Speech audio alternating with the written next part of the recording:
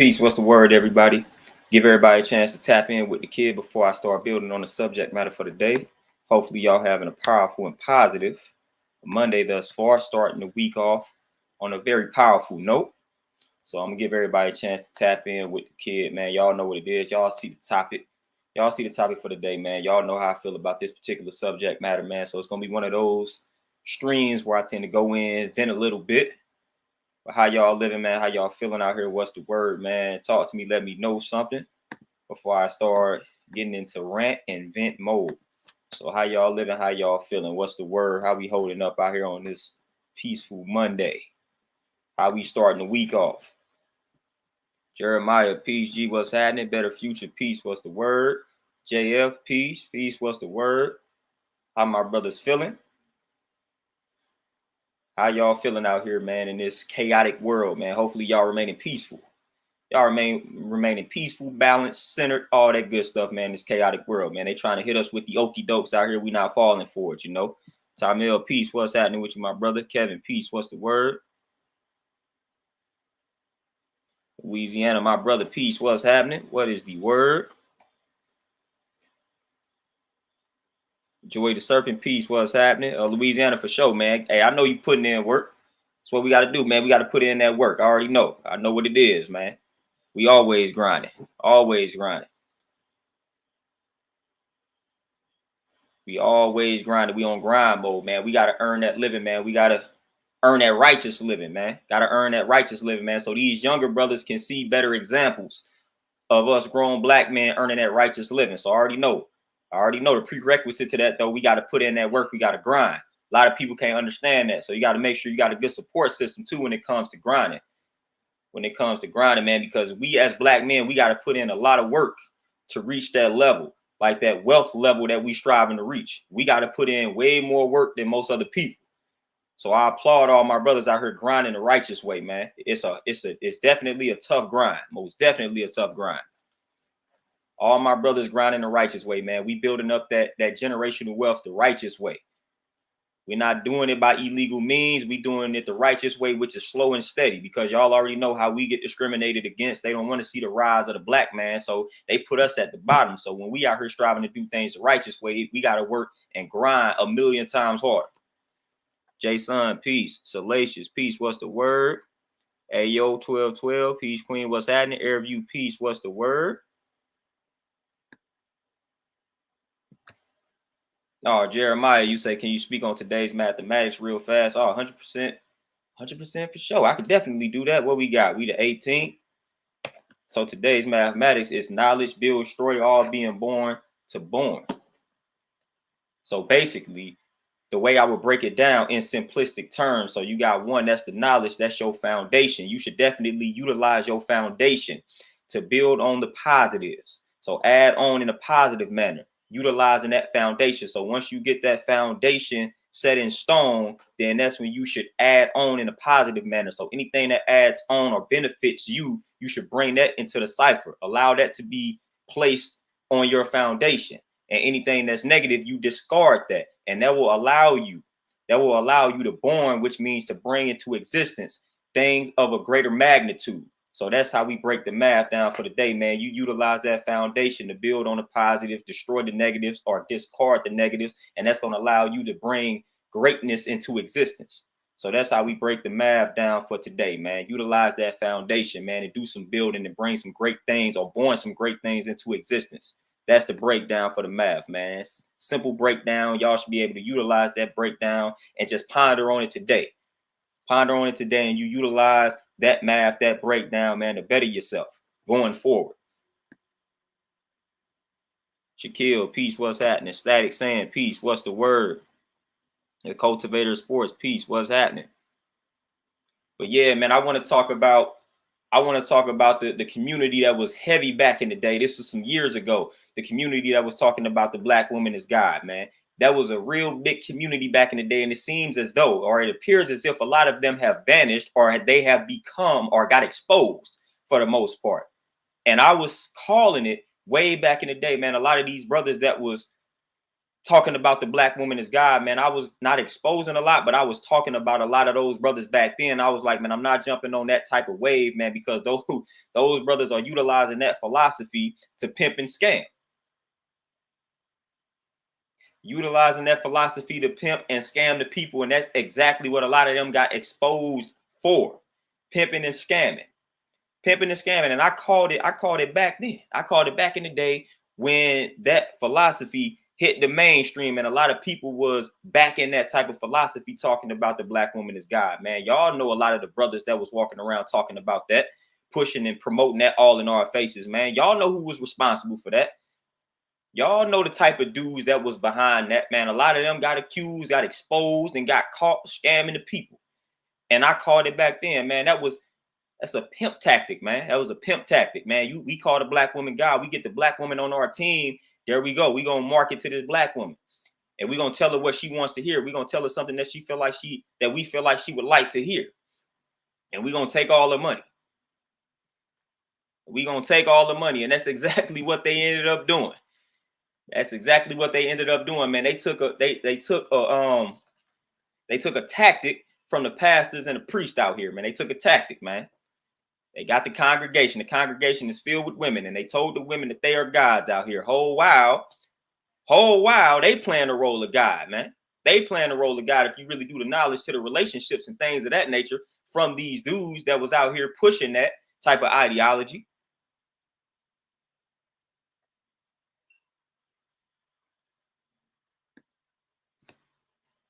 The wife is in the building, y'all. Say peace to the wife. We gonna ignore what it is that she's talking about. We definitely gonna ignore that because people know exactly how I feel about that particular statement. We gonna ignore that because I'm gonna touch on that later. But I'm talking about the dudes that was out here pushing that type of rhetoric. We know what a lot of them got accused of and accused for, and a lot of times they couldn't even thoroughly explain why it is that they had that rhetoric. And then for the people that obviously people know the culture that I come from, when it comes to the term God and the concept of God being associated with man, people couldn't even really understand that distinction. And that's part of our whitewashing and part of us looking at things from that westernized standpoint. When we utilize the term God, we're not placing that above or beneath somebody. You know what I'm saying? Like I even pointed out or asked the question, what would God be without a platform to build on? You know what I'm saying? So what would God be without an earth? What would God be without a universe? What would God be without a platform to build on? He would be absolutely nothing. So people don't really understand that, especially when you come from the culture that I come from, when we talk about the black man being God, and then we associate the black woman being the earth. Without an earth, without a platform for God to do his thing on, he's nothing. He's nothing. So again, it's all complementary. It's all complementary. So they literally took that philosophy, and a lot of these brothers, they're not gonna say this, but a lot of these brothers, a lot of the brothers that took that philosophy, they know about the guys, man. They know about the 5% nation, the guys and earth, man. So they literally took what it is that we out here teaching and they flipped the script. So they already know it. They familiar with the culture. So they knew what they was doing, man. They knew what they was doing. So a lot of people, a lot of those dudes was pushing this type of philosophy and this rhetoric. It was like shock value. They was trying to get views. They was trying to get subscribers. They was trying to get the support. They was trying to get the women to back. And that's exactly what they did. That is exactly what they did. That's exactly what they did. They fit. Listen, they was fitting right in to like the feminist movement, like type deal. The women are equal type deal. Like they was fitting right into that. They played right. They played on that. They played on that. They played on that with that philosophy and that rhetoric. And people wasn't even doing the knowledge to that at that time. They was playing right into that rhetoric. That was right around the time that movement started to become powerful. Then these dudes talking about the black woman is God. Man, that was genius from a marketing standpoint. They knew what they were doing.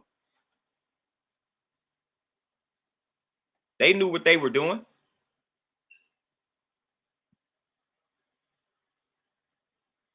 Tamika Peace Queen, what's happening? What's the word? Sharif, man, for sure. Like I said, then when that movement came out, man, you had like, again, people know my culture. You know what I'm saying? We had to do a lot of explaining. And that stuff was crazy because, again, they took basically what we was teaching and they tried to flip the script and they tried to make it look like what we were saying was all bad and we was placing women on this.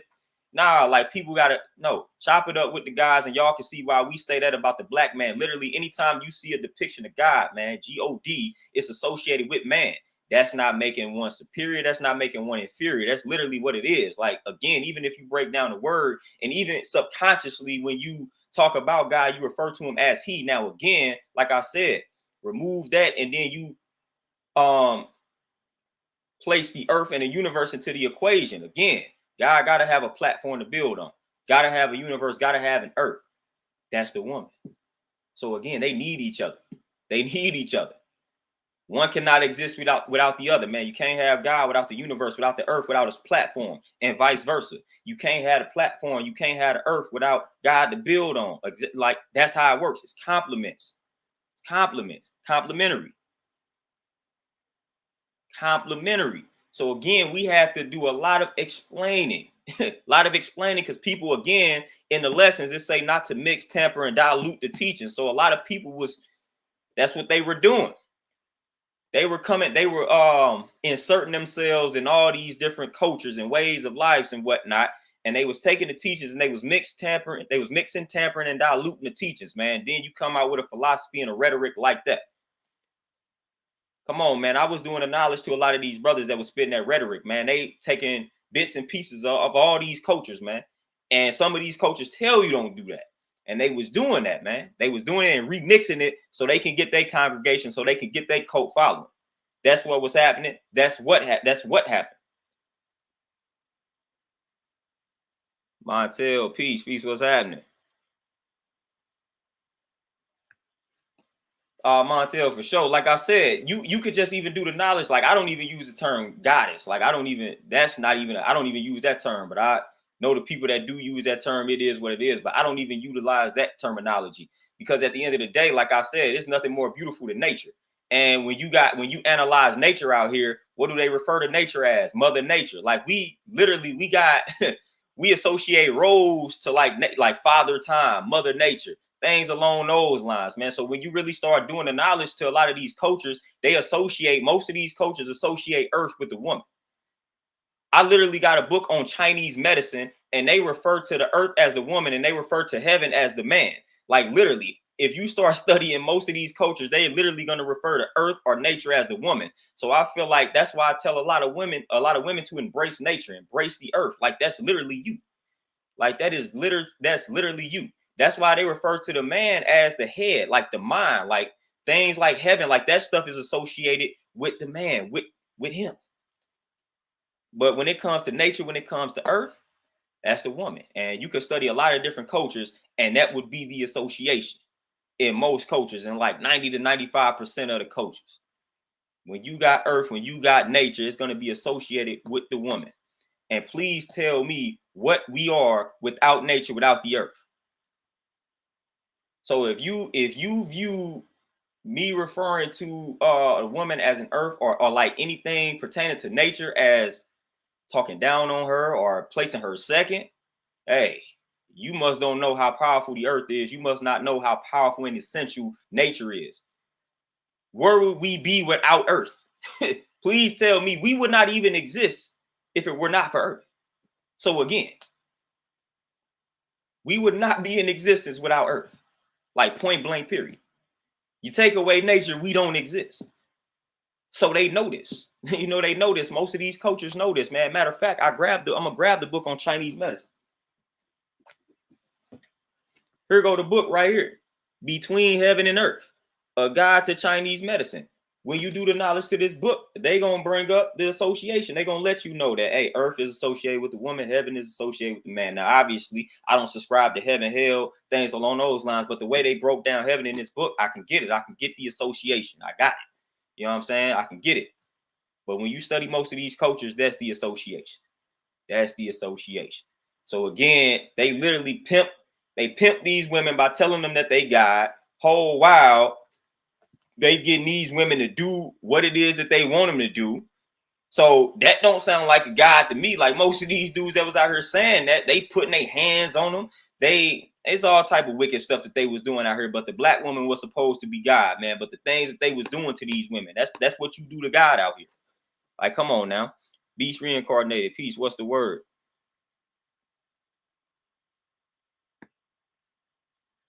Beast reincarnated for sure. You know what I'm saying? For sure. Just like we're not going to refer to every black man as God, as king, or whatever the case may be, man. You got to earn that. That's respect. You know what I'm saying? We got to earn that. We got to earn that. But then at the same time, sometimes you may see more in the person than they see in themselves too. So we got to realize that too. And I apply that to the youth. So when I'm dealing with people that's younger than me, that's when I pretty much throw that title out there, man, because I see a lot more potential in the younger generation than they may see in themselves. Because a lot of these younger people, man, they were not taught properly. They don't have the knowledge of self. Plus, I remember being in their shoes. So I'm not gonna criticize a young woman or a young man that's like 18 and below that, you know. I'm not gonna criticize them. I'm gonna give them the title out the gate. I'm gonna get them the title out the gate, man, because they don't know any better. So I'm gonna give them that title, and then when they inquire about it, then I'm gonna drop the jewels on them. I'm gonna drop the knowledge on them. I'm gonna drop the knowledge on them, man. But the young bulls, man, I gotta give them that title out the gate because again, most of them have been led astray by these adults that's teaching them incorrectly. So when I'm chopping it up with a 16 and 15-year-old young man, young woman, man, you gotta give them that title out the gate because again, they don't know any better, man. They just been following the guidance of these adults in their lives, man. So I'm gonna give them that title. I'm gonna call them a young G, young king, young queen, this, that, and the third. Because again, they only following the lead of the adults in their lives. That's all that they doing.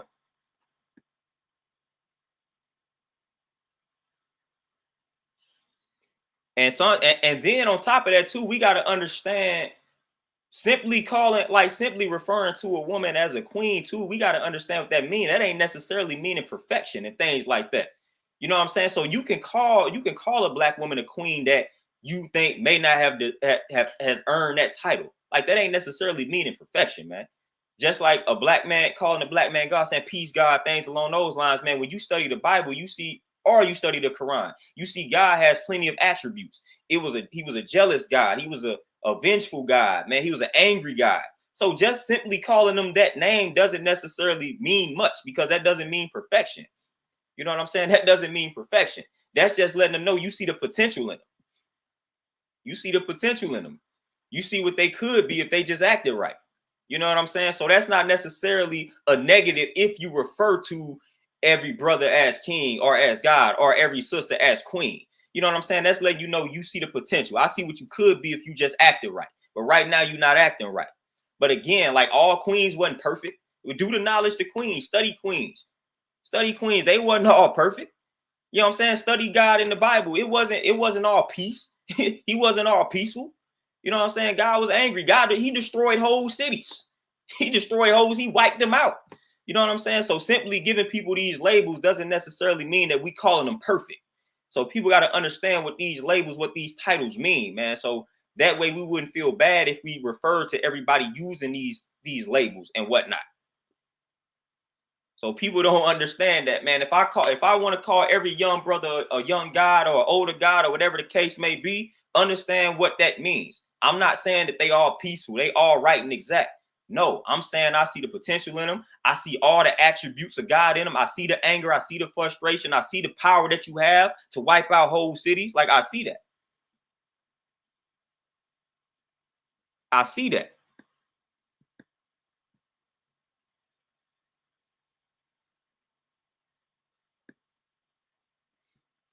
Oh, Jason, for sure. That I mean, I don't subscribe to heaven in general, but this book, Chinese medicine, like that's what they were breaking down in this book. They was breaking it down in this book, man. They was it's basically a mind versus body type breakdown, man. And they was basically saying the man is symbolic to the mind, and that's what they were referring to heaven as. So they was looking at heaven as something that's more mental, and they was looking at earth as something more physical. And they was basically saying the man is the representation of what's mental, and the woman is the representation of what's physical. So that was the breakdown in this book between heaven and earth. So they was looking at heaven as something that's unseen, earth is something that's seen. So it was the physical and the mental. And they were saying basically the man is the mind, the man is the mental, and the woman is like she's the physical. She's the physical, she's the body, things along those lines. That was the breakdown in this book, A Guide to Chinese Medicine Between Heaven and Earth. So that was the breakdown. That was the breakdown there. That was the breakdown there. You know, so a lot of people had different breakdowns when it comes to heaven, earth, and things along those lines. But that was the breakdown in this particular book. Hopefully that allows you to gain a better understanding.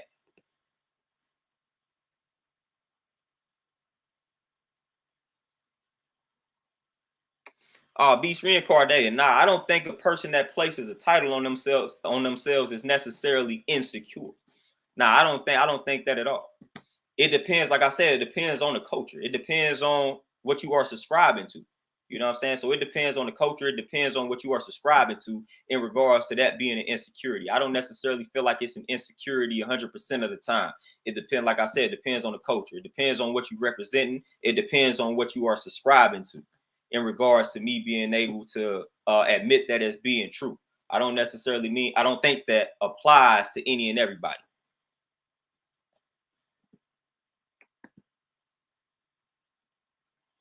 Then they say our women are the most disrespected women on this planet. Black men should honor and protect them at all costs.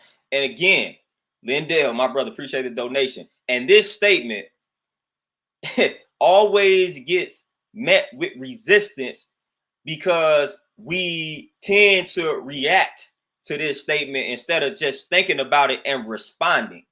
You got to really think about what's being said when this statement is made.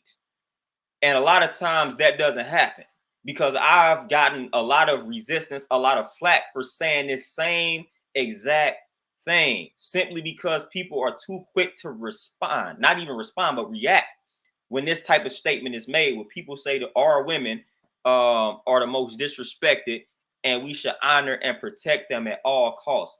The emotion, people tap right into the emotion when it comes to that statement, Lindell, man. And I get it all the time to the point where I done got a little tired of explaining why I feel that way and what I mean by that.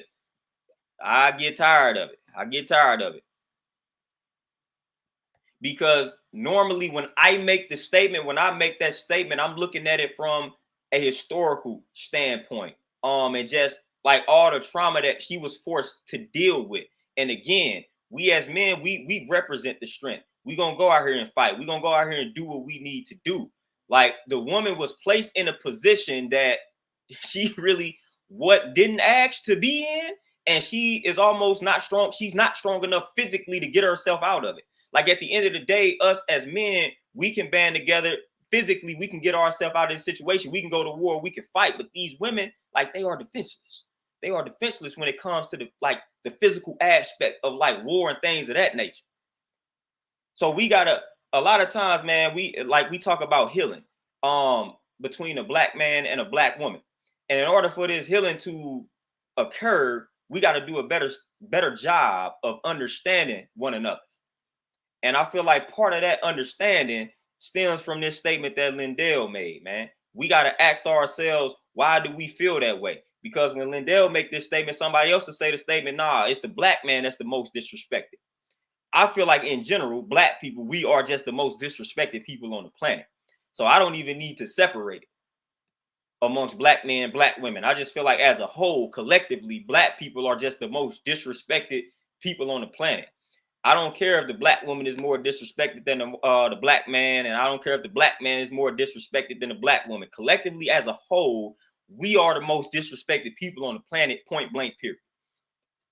We can all make a case for black man being the most disrespected and the black woman being the most disrespected. Like literally, we can make a case for both sides. But when you compare us collectively, when you look at us collectively, then you will see that collectively we just the most disrespected people on the planet. And that's all I need to know.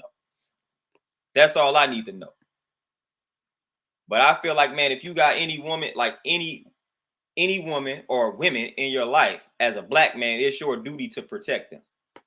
Now, again, I'm not telling you just to protect some woman that then talk crazy to you. Like people should, I feel like common sense should kick in when that type of statement is made.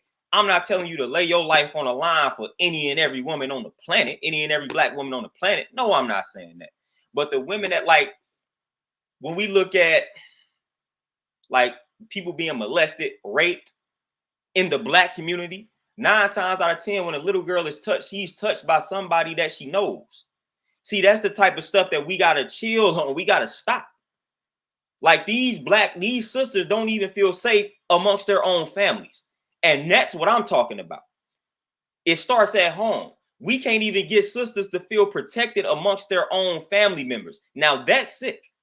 That's sick. A sister, like a black woman, should be able to feel safe and protected amongst her uncles, her pops, her grandfather. Like she should be able to feel safe amongst them.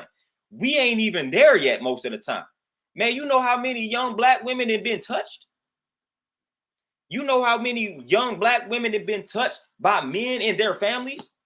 Like that's sick, man. That's a whole nother level of sick. It's a whole nother level of sick. So like we got to do a better job of protecting the women in our own families.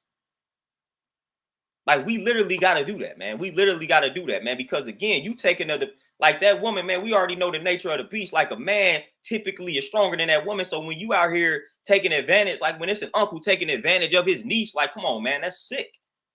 That's sick. And we know it happens on the flip side. I've talked about that. I've discussed that. I've already talked about the young boys being molested by the women in the family. But we talking about the women, the young girls that's being molested by male family members, man, in regards to protecting black women. Like we got to do a better job. We got to do a better job at home first. Got to do a better job. Got to do a better job.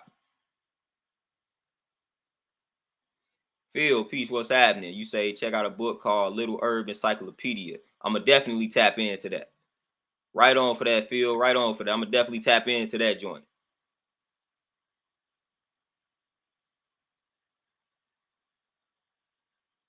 Beast Reincarnated, man. I'm not really the biggest Meek Mill fan. So, I mean, I saw the album cover, but I didn't pay much attention to it because I don't really too much care for that dude musically. So, you know what I'm saying? I ain't even listened to the album. I looked at the cover, but I ain't examined it thoroughly. You know what I'm saying? So I ain't no big Meek Mill fan. So I just scroll right past that joint. I saw the album cover, but I ain't really thoroughly examined it. So I don't really know what the album cover consisted of. I mean, I could easily look at it right now, but I don't really too much care for Meek like that in his music. Dude be doing a bunch of hollering, but don't really be saying much half the time, man. So, oh, okay, I see this. I see the album cover. You know what I'm saying? Like that's the type of stuff, you know what I'm saying? That's the type of stuff that I'm talking about. And then on the flip side, you know, I always got to hold my sisters accountable for it, man. But on the flip side of that, in regards to us protecting the women and respecting the women, like women, black women in particular, got to do a better job. Y'all got to do a better job of respecting yourselves, man. Stop listening to the music that's disrespecting you and then getting mad when the dudes do it. Like I say this all the time. You know what I'm saying? So that y'all got to also do a better job of respecting yourselves and whatnot. So it's like a two-way street. Yeah, we could do a better job of respecting and protecting you all, but man, at the same time, y'all definitely got to do a better job of respecting yourselves. Black women definitely got to do a better job respecting yourselves, respecting ourselves, man. We got to do a better job. Got to do a better job, man. We have got to do a better job in that regard. Got to do a better job. Now, I will say that much, man. A lot of black women out here, and rightfully so. You know what I'm saying? Just looking at it from a historical standpoint, we know why some of our sisters act the way that they act. You know what I'm saying? Due to the insecurities and things along those lines, man. But definitely got to do a better job of respecting yourselves out here, man. Definitely. Definitely. Because again, I'm gonna keep it real. I'm gonna keep it real. These brothers gonna do what y'all allow them to do. You know what I'm saying? Like these brothers gonna do what you allow them to do. And then they gonna give you the energy that they feel like you dishing off most of the time. You know what I'm saying? So if they feel like you dishing off that energy to where you going, like they gonna give you that same type of energy. They gonna give you that same level of respect. Most of them. Most of them. I'm not saying that that's 100% right and exact all the time, but most of the time, man, like these dudes gonna do what you allow them to. These dudes gonna do what you allow them to, man. Just remember that. Remember that.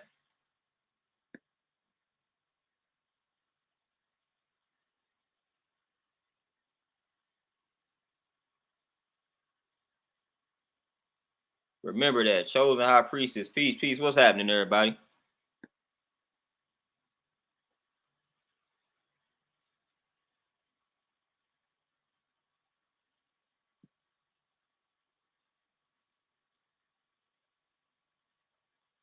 K Cool. But you gotta think about what you said, K Cool, which we can get that, we can make that statement. We can say that we disrespect ourselves more than any other race as well. But again, that goes back to history. The reason why we disrespect ourselves is because of the self-hate that was embedded in us via this system. Like it's that self-hate. Because again, You're not about to disrespect yourself once you know yourself. But who is the most ignorant people in regards to their true history and culture? It's us. Like, you can't find another people on the planet that's as lost to the true history and knowledge of themselves other than us. And I'm talking about black people in the wilderness of North America. You will not find a group that's more ignorant and lost than us. Literally, you can't find it. Can't find it. Most of these other groups, they still they still associate with their culture, with some of their roots. We are severely disconnected with our roots. Black people that are here in the wilderness of North America, we are severely disconnected from our roots. And that's where the disrespect comes from in regards to us disrespecting ourselves, because we hate ourselves because we're so disconnected from our roots. We don't know where we come from. So that's the reason why. That's one of the biggest reasons why we have the self-hate. So the fix is learning where we come from, learning our origin. That was my fix. I was out here being destructive until I actually learned the truth about myself. That literally changed me. Malcolm X, same thing. Malcolm X was out here Detroit Red. Malcolm X was out here tripping. Then he got the knowledge of himself and he turned into Malcolm X. So that's literally, and I know several other people that can vouch for this statement. Literally, when we start learning about ourselves, like, that's when the game gonna change, because it's hard to disrespect yourself when you know yourself, when you know your history, when you know how powerful your history is, when you know what you are capable of. You're not about to disrespect yourself. And then when you respect yourself, then you're gonna have a higher level of respect for the people that look like you. So that's always the key, and that's always the fix for me, because it's a reason why we disrespect ourselves, because we don't know ourselves. Literally, man, if you find these people, you find these young bulls, you find these older bulls that's disrespecting themselves, and you ask them who they are, they won't be able to give you a proper answer. They won't know, because they haven't dwelled on that type of question. They haven't dwelled on a question that deep. They don't ask themselves that. They don't try to examine themselves in that light. They don't ask themselves, who am I? Like, how many people ask themselves that question and then can thoroughly answer that? Sunbreeze, peace, what's happening? Bobby B, peace, what's the word? Consu, peace, what's happening?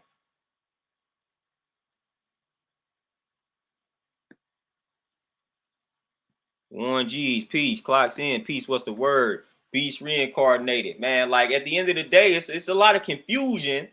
It's a lot of confusion for the men and the women, black men and women, man. It's just a lot of confusion just due to systemic circumstances, man. And we got to get to the bottom of that. And I feel like getting to the bottom of that, it's Sankofa, man. We got to go back in the past in order to move forward. So I feel like a lot of times we be striving to move forward, but we afraid to go into that past. So we got to go into that past in order for us to move forward. So that past is always the history in regards to why we are the way that we are. And when I hear a lot of people talk about this particular subject matter, we don't go deep enough into the past. So it's hard for us to move forward when we not getting to the root causes of these situations and these problems. We got to get to the root causes. We got to get to the root cause of this confusion. You know what I'm saying? Because at the end of the day, it's that conflict was created again by the system. Naturally, a woman is going to want that protection from a man. That's her nature. That's her nature. But society has made her fend for herself, because society told her it was beneficial, once again, for the black man to be absent. She's going to get all type of benefits. So it's like her nature is in conflict with society, or what society wants from her, or what society is telling her that she should want. So that's what it is. It's a conflict, man. It's a conflict between my true nature and what society is telling me that I should do, or how I should be. It's a conflict. Society is telling you, kick this black man out of this house. We don't want the black family to be together. And we're going to reward you for kicking this black man out. We're going to reward you for having these babies and whatnot. Like, we're going to reward you for all of this. We're going to reward you for it. We're going to make it beneficial. We're going to give you a bunch of tax. We're going to give you your income tax is going to be nice. You know what I'm saying? We're going to give you the welfare check, welfare this, that, and the third. Like, we're going to give you the Section 8 this. Like, we're going to give you all of that. But this man can't be present. This man can't be present. But naturally, your true nature is you want to be protected by that man. You want to be protected by that black man. So it's a conflict. Conflict of interest, man. It's a conflict. Society is telling you, no, go against your nature, kick this black man out the house. Don't do that. Have a bunch of kids by a bunch of different dudes, and we're going to give you X amount of money for having these kids, and there you go. That's what society is telling them to do. That's what society is encouraging them to do. But that's not what their nature wants them to do. So it's that conflict. That's why you see the confusion. That's why you see the confusion. So we gotta understand where that confusion comes from. You know what I'm saying? Like, we gotta understand where that confusion comes from. Another thing too, black people, we gotta understand, we black and we in America, and we are living under a system that is not ours. So a lot of times we are embracing concepts, philosophies, cultures, and ways of life that our oppressor gave to us. So that creates a lot of problems. So we live in a white way of life, not the right way of life. And people don't be understanding that too. So we embracing, we eating like white people, we thinking like white, like, no, we're not supposed to be doing certain things like these white folks, because again, it goes against our true nature. We two totally different people, whether people want to admit that or not. Scientifically, we different. Scientifically, we can't eat the way that they eat. This is a scientific fact. You know what I'm saying? This is science. This is like not hatred and whatnot. So it's like we got to move differently than they move, but we have embraced their way of life due to slavery and things along those lines. So we got to break free from their way of life. We got to break free from the whitewashing, and we got to go back to our roots, our origins. But again, we don't know those roots. We don't know the origin. So that's why a lot of us are lost, confused, conflicted, mad, frustrated, because we searching for something, but we don't know what it is because we disconnected. So that creates a lot of problems. It's like, man, I'm searching for something. I know that this ain't sitting well with me, but I don't know what I'm searching for. I know we done all been there, done that. That's majority of black people that have been disconnected from their roots. It's like, man, we know that this ain't sitting well. Like, man, this way of life don't sit well with me, man, but I don't know what else to turn to. It's like I'm missing something. We don't know what it is that we missing because we disconnected from that culture. And it's like, once you come across it, you will know. That's like, once I started studying my history, I was like, this is what I was looking for. This is what I was missing. I knew instantly. Once I came across, I was like, this is it. I couldn't pinpoint it before I came across it. I just knew something. I just knew this other stuff wasn't sitting right with me. I like, man, this don't feel like this is me. This don't feel like this is us. Like, this don't feel right. It don't feel good embracing this way of life, man. I don't feel true to myself. Something is missing. So when I started studying my culture, the true culture, when I started studying my ancestors and my history, I was like, okay, this is what I was looking for this whole time. This is what was missing. Here we go. Now we good.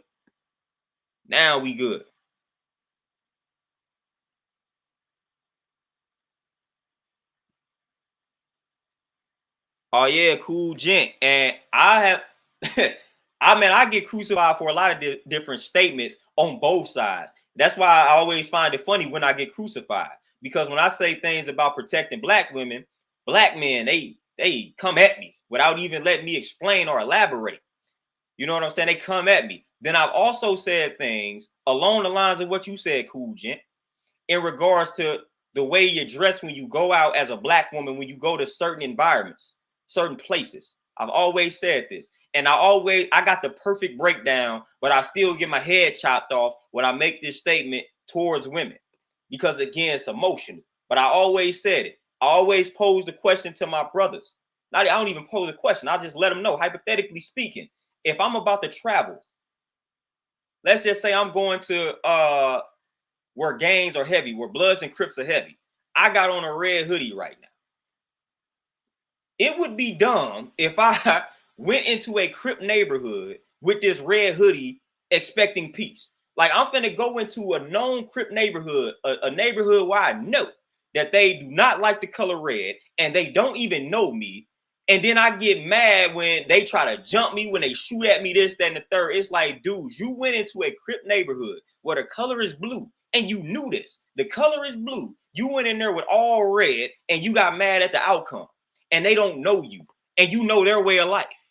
Like, that was your fault. That was just stupid. You shouldn't have went in there with the color red on. You knew where you was going. So I say the same thing to my sisters. When you are going into a club environment, and you know what type of dude is about to be in this environment, why would you show that much skin? Why would you show all of your skin to where it's like you might as well have come in there naked and then get mad when the dudes are disrespecting? That's your fault. All the attention that you get from dressing like that is your fault. Again, people say, oh, we should be able to wear whatever we want to wear. True. But that's not the way of the world. So stop looking at the world the way you want it to be, and look at it look at it how it is. That's how you need to look at the world. Stop looking at the world for how you think it should be. No, look at the world, take it for what it is. Like, yes, I should be able to wear this red hoodie anywhere that I want to, but that's not a reality. That's not a reality. If I wear this red hoodie, even if Malcolm X on that joint, this is Malcolm X on this hoodie. But if I still wear this hoodie on the wrong side of town, something could happen to me. That's just the fact of the world. That's just the way. That's the way of the world. So we got to stop looking at the world in regards to how we think it should be. That's not the reality of the world, man. So when you go to these clubs and you know what type of dude be in these clubs, when you go in these clubs dressed a certain type of way, do not be mad at the attention. That's all I be telling these sisters. When you go in these clubs and you showing all your skin, you showing everything, not leaving anything up for the imagination. When you get that dog type of energy, that's on you. You knew what you was doing when you came out the crib like that. Stop acting like you did. But I get a lot of flack for that. I get a lot of flack for that. I get a lot of flack, man, every time I make that statement. And I think that that's very sound logic. Because again, if I know I'm finna go where the Crips at, I'm not about to wear red.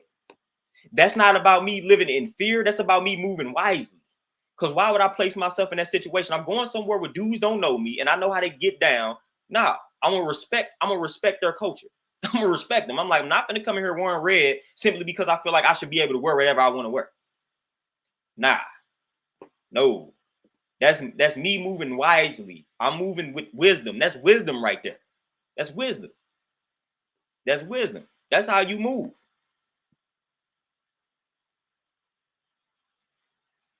Oh, okay, cool, man. It's a lot of people that's pushing it on the mainstream level, man. But the thing of it is repetition, consistency, and we just gotta push and promote it. Like it's 2021, man. So it's easy to promote this type of content, the content that is teaching that knowledge of self. So it's easy to promote that. And then we got to start doing work in our own communities. You know what I'm saying? You got babies, make sure you teaching the babies right and exact. Make sure you teaching them about themselves. Like it all starts at home. So you got to make sure your home has the knowledge of self. Then when they got it, then you take it to your community. You know what I'm saying? Each one teach one. So we got to start doing this stuff from home. Like again, teach the babies, teach the spouse, or whoever the case may be, teach your cousin, whoever willing to listen that you already connected to, that's in your cipher, that's in your immediate circle. Then you jump out into the community and do some community work. And then it's going to branch off from there. It's going to branch off from there. The man of God, peace, what's the word?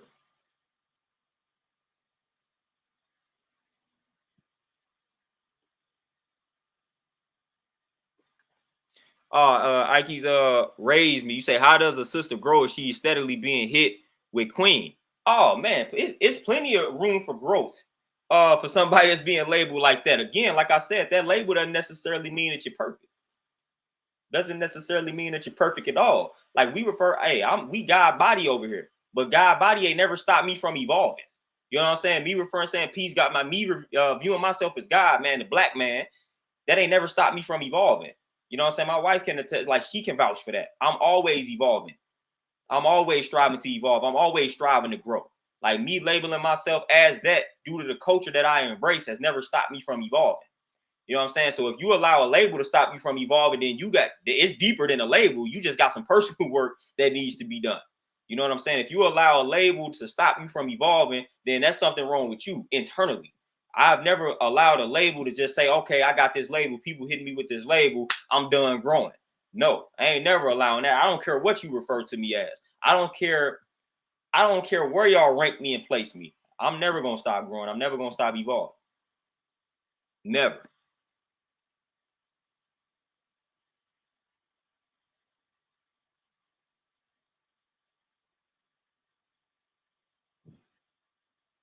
Beast reincarnated. No, it ain't every day, but it happens a lot. It happens a lot. Sun Breeze, we definitely going to stay hungry for the information. That's what we do. That's what we do for sure. Ruben, peace. What's happening? What's happening? Moving like a chess piece, cousin, and doing it peacefully for sure, man. We always moving like that, man. What they say is chess, not checkers, man. We always moving like that.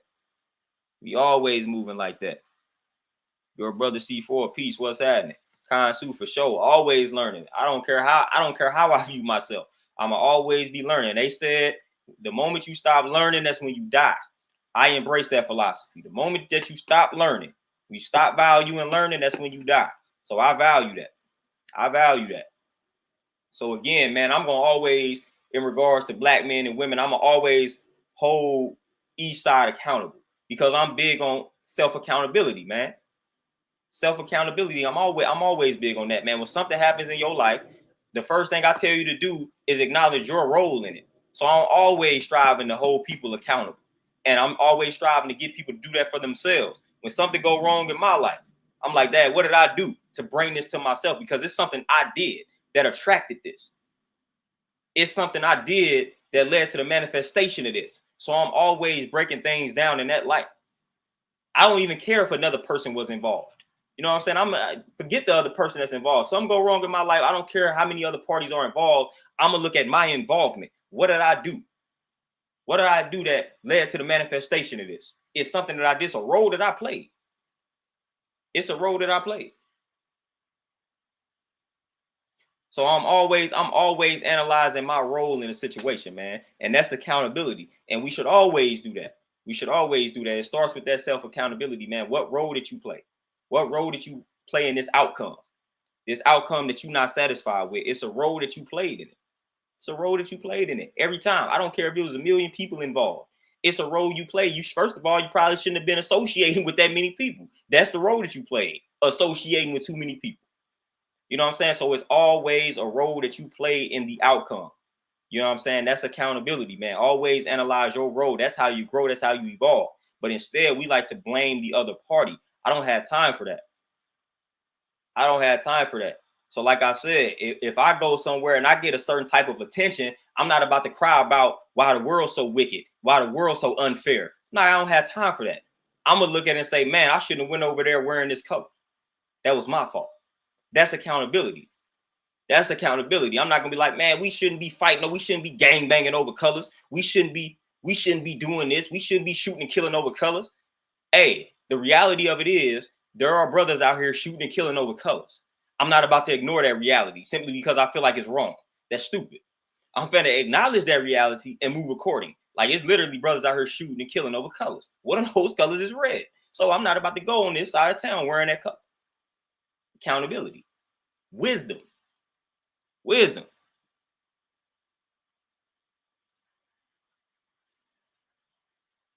That's wisdom, man. I feel like that's how everybody needs to move, man. That's wisdom.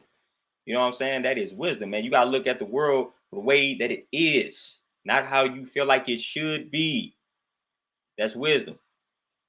That is how I move. If I'm going to a certain part of the town, I know this ain't the best part of the town. Like my head is on the swivel all the time, no matter where I go. But if I'm going on a certain part of town, I'm like, all right, man, my head gonna be more on the swivel than normal. You know what I'm saying? Because I know this side of town. I know what happens on this side of town. I'm not gonna let my guards down at all. I already don't let them down, but I'm really about to be on point on this side of town. Really about to be examining my surroundings on this side of town. That's how you gotta move. That's wisdom. That's wisdom. That's wisdom. Some people walk right into the fire. They see where the fire is and they go walk right into it. Walk right into it. Blindly, too. They walk right into the fire blindly and then get mad that they burning, that they hot. You walk right into the fire blindly. And then you get mad and say, well, this house shouldn't be on fire. The house is on fire. Nobody told you to walk in there blindly. You know what I'm saying? That's the type of stuff that we do. We gotta stop. We gotta stop doing that, man. Gotta stop doing that. Gotta stop doing that. We do that way too often.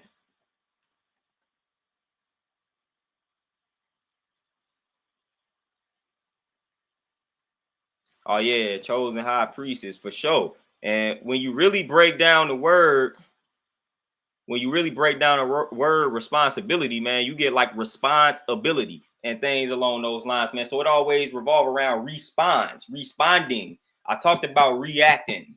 I talked about reacting versus responding, like responsibility. Show ability to respond, man. Like again, break these words down. Break these words down. Your brother C4, you say were or is the biggest scammers. I'm gonna say were because I don't even know where that community is at these days. I haven't heard much from them, but they either were, if they still around, then they are. So I don't really see that community um on social media these days.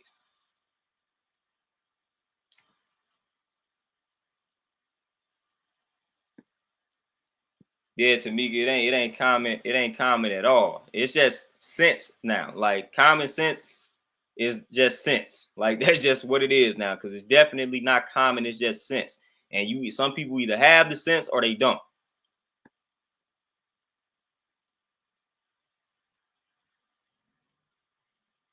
They either have the sense or they don't. So we don't even call it common sense anymore, man. It's just sense. It's just sense. That's what it is. Either you got some sense or you don't.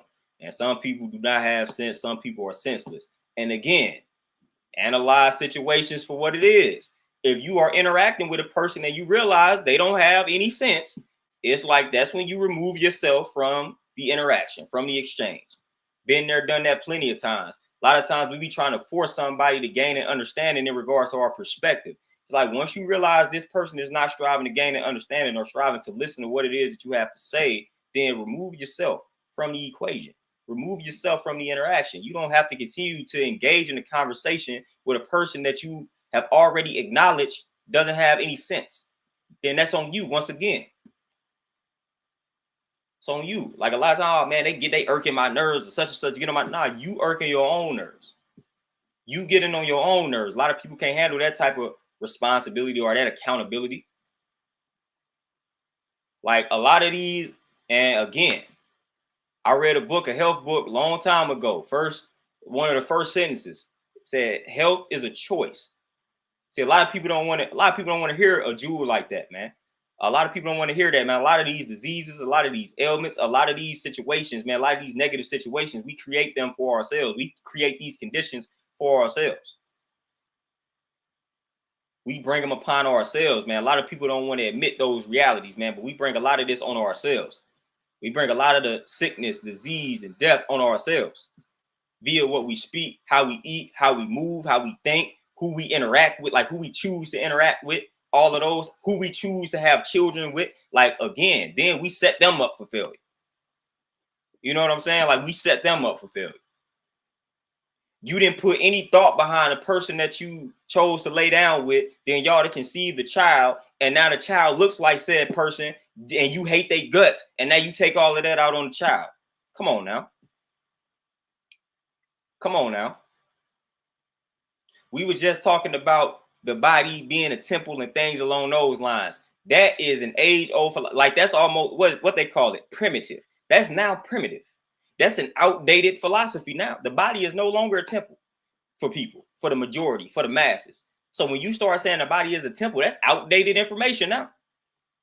That's outdated. That's outdated information. Nobody views the body as a temple these days, man. It's like 5% of the population, maybe 1%. May actually literally view the body as a temple and then live according to that reality.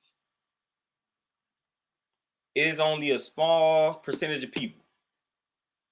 Everybody else, they just trying to satisfy their desires, their cravings, their lust, and all that. That's all they trying. That's all they doing. That's all they out for. That's all they out for. And again, cycle continues. Cycle continues. Cycle continues, man. That's what everybody is on out here, man. Like, Just Peace, what's happening, Queen? What's the word? Randy, peace, what's the word? So like that's the type of world that we live in, man. And again, that's why I was talking about what I was talking about in regards to this stream, man. These brothers out here was just preying on the vulnerability of these women, which is what, like I said, a lot of pastors do. A lot of these churches do. When you look at the congregation, it consists mainly of whom? Women. Women. We know how to get the, you know what I'm saying? We know how to get the women riled up. We know how to get, we know how to get women riled up for the most part. Like, if you listen, it's not hard. It's not hard. And I'm sad to say that, man. But and shout out to the sisters that are not so naive and gullible. Shout out to the sisters that's not so naive and gullible, but it's quite easy. That's why you see a lot of these groups, when you start looking at their followings and things along those lines, it be women. And a lot of the dudes sitting back like, man, what is this dude talking to? Like, this dude ain't talking about nothing that make any sense. See, we breaking it down logically, like, man, dude ain't saying nothing that makes any sense. What we would call pseudo, like, we breaking down the information. And whole while you look at the people that's following. Now, again, it ain't all women. You be having some dudes on there just following them for no reason. But for the most part, it be a lot of women. A lot of women. When you look at these coasts, when you look at these congregations, it'd be a lot of women in the congregation. They be preying on those emotions. For the most part, dude, we gonna challenge your information out the gate. We gonna do the knowledge to what it is that you're talking about. Now, again, you still have dudes that are part of these movements that have been so-called brainwashed by some of these dudes that ain't did no knowledge, no research in regards to what some of these brothers are saying. But for the most part, man, they are spitting out this rhetoric to attract women. And they don't want to admit that. They don't want to admit it, but that's an actual fact. That's an actual fact. That's what they were doing. They got a lot of women behind them. I mean, that's just what they did, man. That's what they did. They preyed on the situation. They scammed the people. Some of them still scamming the people. So that's what they did. That's what they did. And I don't support that. I didn't support it then. Yeah, it's what we call feel good information. So that's information that'll make people feel good, but don't necessarily mean that it's right and exact, man. But they basically was like the conscious Derek Jackson, if you want to call it that. You know what I'm saying? It was like the conscious, so-called conscious version of that dude. You know, that's what you had. You had a lot of conscious Derek Jacksons and whatnot, man. It's all marketing, man. Like, come on, man. It's all marketing, man. Dudes out here trying to, you know what I'm saying, get subscribers up, get followers up. So they got to find their target market. You know what I'm saying? Like, this is all marketing. I got to find my target market. So my target market is going to be black women. How can I get these black women to rock with me? Oh, I'm going to say the black woman is God. Boom, I got her. I got her. Like that, that's what I'm going to do. Like that's how I'm gonna move. That's how I'm gonna function. I don't necessarily subscribe to it, but that's how I'm gonna get them though. That's how I'm gonna get them. Once I get them with that, then I'm really about to scan people. I'm finna get all the views up, finna sell them all type of merchandise that I might not ship to them. Like that's what I'm gonna do. That's what I'm gonna do. I'm gonna tell them to sign up for this program for $10,000 and they'll never get the program, nothing. Like I'm gonna do all that type of stuff. Do all that. Because that's what they tell you to do, man, when you study in marketing, man. They tell you to get your target market. So if you think that these dudes ain't read no business books, man, and they not out here creating a target market, and that target market is like black women, then y'all again, naive and gullible. Like it's happening. It's happening. Like I said, it's easy to do that, man. Like again, if I hypothetically wanted to, then that's easy. All I got to do is choose a side. All I would have to do is choose a side. All right, let me choose black women. I'm gonna just say everything that get the black women riled up, man. I'm gonna say everything get the black women on my side. Now I'm gonna get them. That's gonna be my target market. Or I can say, man, I'm gonna talk to these brothers out here. I'm gonna just talk all bad about these sisters, man. I'm gonna get all the black men to support me, rally behind me. That's what I'm gonna do. That's what I'm gonna do. When you play neutral, when you see things from both sides, slow and steady. When you neutral with it, you know what I'm saying? When you balance, when you deal in equality, as we like to say. When you deal in equality, then it's gonna be a little slow and steady. When you dealing in equality.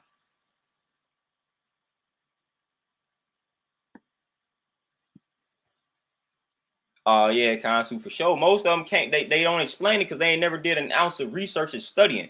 They just came across some rhetoric, or they came across some cultures and they remixed the culture to suit their agenda. So that's what most of them did. That's what most of them do. You know what I'm saying? So they haven't done any thorough research and all of that, man. They just trying to come up with a feel good. They're trying to find a feel good philosophy that they can spit to a certain group of people to get them amped up so that they can support them, subscribe to them, follow them, this, that, and the third, so they can get their views up and so they can sell the merchandise and sell these programs and sell these speeches online, all that. That's what they be doing. That's what a lot of them are doing. And then again, they start to get exposed over the years, because the truth, like the cream, always gonna rise to the top. Cream always gonna rise to the top, and the cream is symbolic to the truth. So the cream is gonna always rise to the top, man. That's why I say, man, I don't want to be a walking contradiction, because at the end of the day, the truth shall get revealed. So these dudes that spitting that rhetoric, since they never really believed what it was that they were spitting, and they never lived according to that reality, it's only a matter of time before things get revealed on their end. And that's what tends to happen. So you got to make sure, if you spitting that type of rhetoric, your lifestyle is a reflection, or the way that you live and move is a reflection of this rhetoric that you spitting out. Because you will get exposed and revealed. The more eyes that's on you, like the more you open up, your chances of being revealed. So you got to make sure your life is on point in regards to your rhetoric, in regards to the things that you spitting out here. You know what I'm saying? Like, you got to make sure your life is on point, because there's gonna be people striving to expose you. So when you out here spitting a certain type of rhetoric, man, you cannot be living in total opposition to that rhetoric, because now you done got all these people watching you. Now they looking to expose you. And if your life is not a reflection of what it is that you're talking about, they gonna expose you. They gonna expose you. And then when they expose you, you finna be looking stupid. And that's what happens 95% of the time. Dudes be getting exposed because they are living in total contradiction to the lifestyle that they are telling their people to live. And they looking foolish. They looking foolish. You know what I'm saying? You calling her God, but you degrading her. Make that make any sense? You degrading her. You're putting your hands on her, but she God to you though. Like, that don't make any sense. I'm a degrade. Like, she God though, but I'm a degrader though. I'm a degrader though. I'm gonna put my hands on her though. Come on, man. Cream always rises to the top. Ronnie Ron, peace. What's happening? What's the word? Cream always rises to the top, man. So we got to stop living in total contradiction, man, to what we spitting out here, man, and what we speaking. You know what I'm saying? Make sure the ways and actions are in alignment with your thoughts, with your words. They got to be in alignment, man. Jason, peace. What's the word? Chosen high, for sure. For sure, man. Again, I'm talking to y'all, but I'm talking to myself as well. Always. You know, that's always how I'm operating, man. I'm talking to y'all, but I'm talking to myself. You know what I'm saying? This self-talk. I do this every morning. You know what I'm saying? I got to talk to myself. That's when things really resonate, man, when you hear from your own voice. You know what I'm saying? You got to talk to yourself. You got to talk to yourself on a daily. That's when you really start manifesting some powerful things, man, when you communicate to yourself using your own voice. You know, that's real. That's true power right there. A lot of people view those type of individuals as crazy. You walking down the street, see a person talking to themselves, and they be like, oh, man, that dude crazy. No, I say that dude is in tune. That woman is in tune. Yeah, they talking to themselves. They in tune. They know what's going on. Like, they connected. They connected with self in a way that you wish you were, because you view them as crazy. You view them as crazy. So I always encourage people, man, have that conversation with yourself. I'm talking about out loud conversation. Just do it. That's how you really tap in. That's the true way to tap in with oneself, man. Have that conversation out loud with oneself on a day-to-day basis, on a daily basis. Tell yourself what you gonna do out loud, man. It's better coming from your own voice than someone else's. You know what I'm saying? So I always tell people to do that, man. I always tell people to do that, man. What's better, man? You listening to a voice telling you what you're gonna do, or you listening to yourself telling you what you're gonna do? More powerful coming from yourself.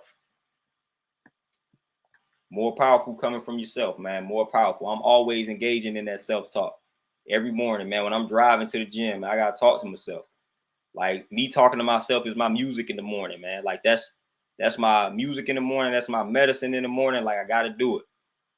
2-3 minutes just talking to yourself, man. Getting yourself ready for the day. You know what I'm saying? That's what you gotta do, man. You gotta do that every morning or whenever you start your day. You know what I'm saying? You work graveyard shift, then you gotta work in reverse. But you always got to talk to yourself. Always got to talk to yourself before your day gets moving, man. That self-talk is powerful. That self-talk is very powerful, man. But man, I didn't touched on what I wanted to touch on, man. I'm probably gonna use last few minutes, man, to just talk about some things, man, that's in this book that I'm reading, man. Dissolving Illusions. Y'all see y'all see the title, you know what I'm saying? It's got a code word in there, man. If you say this code word, they might tap into your video. They might tap into the video anyway. You know what I'm saying? Due to the fact that I'm flashing this book, man. But this book, hey man, get this book, man. Get this book. Dissolving Illusions, man. Really get this book. Like I said, I'm finishing this book up now. I started it a while back, man. I just want to tap back into it. But definitely get this book. This book it explains a lot of what's going on right now. And it lets you know that nothing is new under the sun, as the cliche goes. Like the stuff that's happening now, happening long time ago. Like nothing is new under the sun. I'm talking about it's almost the same exact play. Same exact play. But get this book, man. Please get this book. This book is crucial. Get this book before they ban it, man. You know, Amazon be removing certain books, man. So get this book before this book is removed from Amazon, though.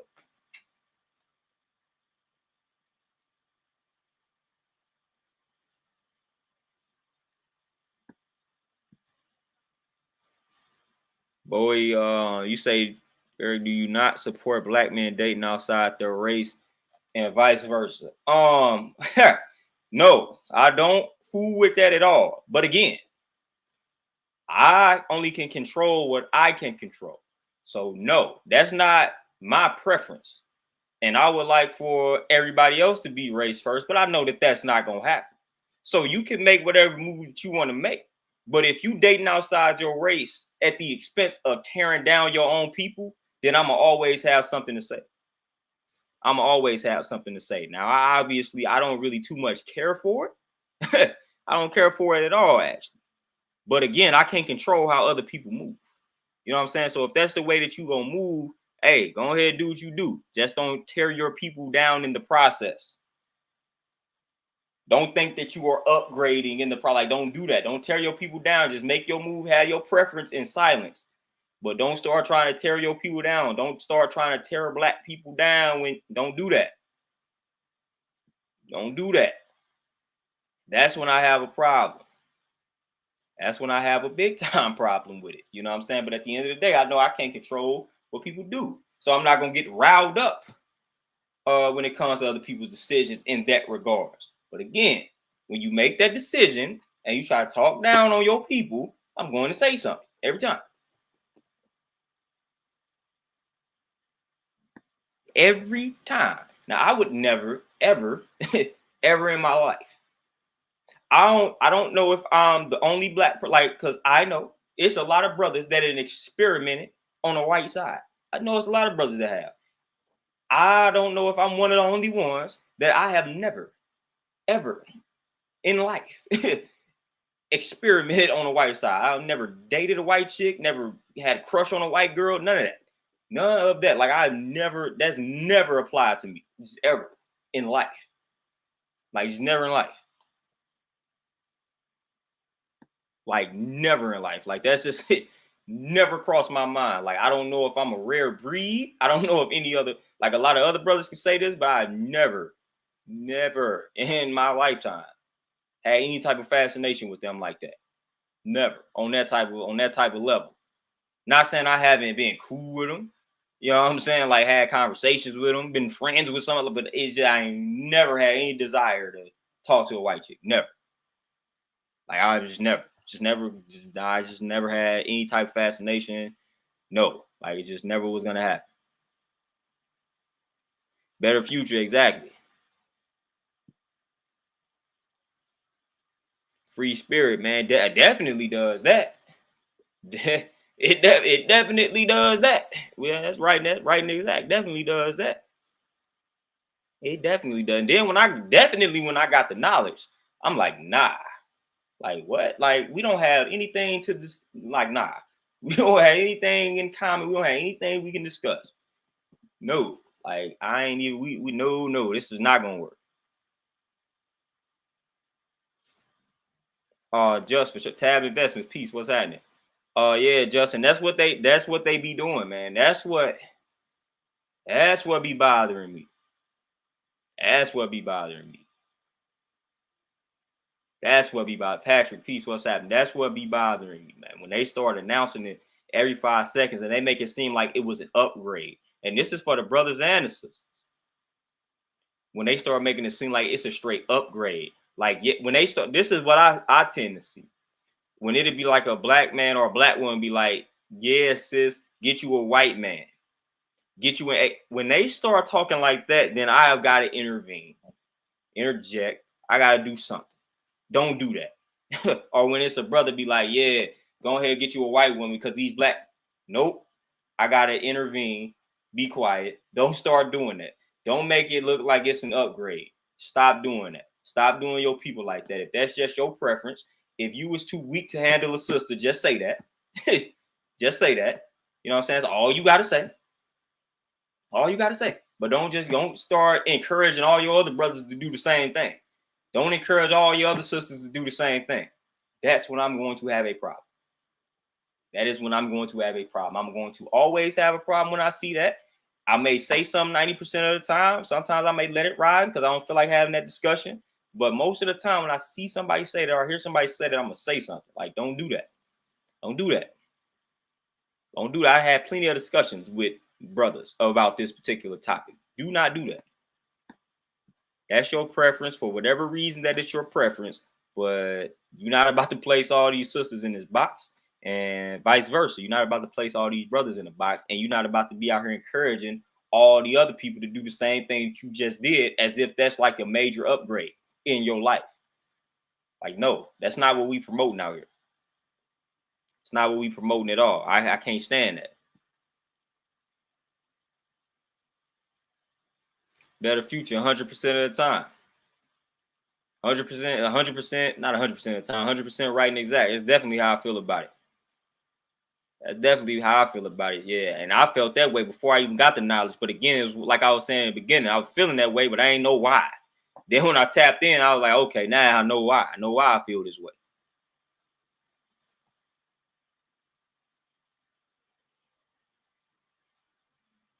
Yeah, Justin. That lets me know that when you talk about it every day, that you secretly, not even secretly, you really want that love from a black man or a black woman. And you mad that you didn't get it. You know what I'm saying? You mad that you didn't find it, you didn't get it, or whatever the case may be. You had bad experiences. So when you announcing it to the public every 5 to 10 minutes, then that lets me know that that's what you're looking for. And you mad that you ain't get it. So you're not really happy. You're not really happy with that white man when you keep letting the world know that you dating outside your race and telling all your sisters to do it. You let me know that you want a black man. Because there's no need for you to keep announcing that to the public. Like, you let me know that you really would prefer this to be a black man, but some situations didn't work out for you, and you're mad. And now you had to settle for this white man, like you settled. And now you want to tell everybody else to settle just like you did. Like, nah, I ain't finna do that. I can see right through that nonsense.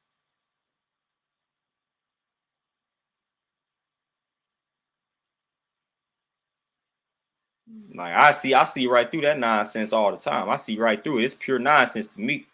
See right through it. I see what you're doing. I see what type of attention you crying out for. Yeah, free spirit. I don't even know if we honestly, I really don't know if we getting better collectively. I'm gonna be honest with you. Based off of my observation and experience, free spirit, man, I don't even know. I honestly cannot say with complete accuracy that or complete honesty that we getting better as a people. I honestly do not know. Sometimes I feel like some days I feel like we worse, like mentally. Like honestly, sometimes some days I feel like we worse. So I don't even know. I don't even know if I can honestly say that we are getting better or agree that we getting better. I don't know. But I swear to you, some days I look at it and be like, man, we doomed as a people. Like we are doomed.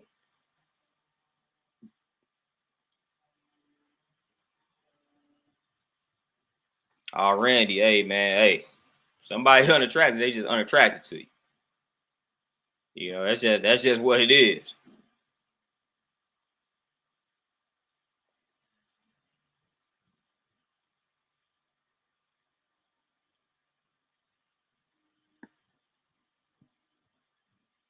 Oh yeah, better future for sure. Definitely gotta separate from the collect, man. That's sad, but I feel like that's what we gotta do. I feel like that's what we gotta do. AM, you might want to rewind it because we had a breakdown about that. You know what I'm saying? So rewind the breakdown in regards to what Lindell said. Really go back to the breakdown. Then you may have a better understanding of that particular statement.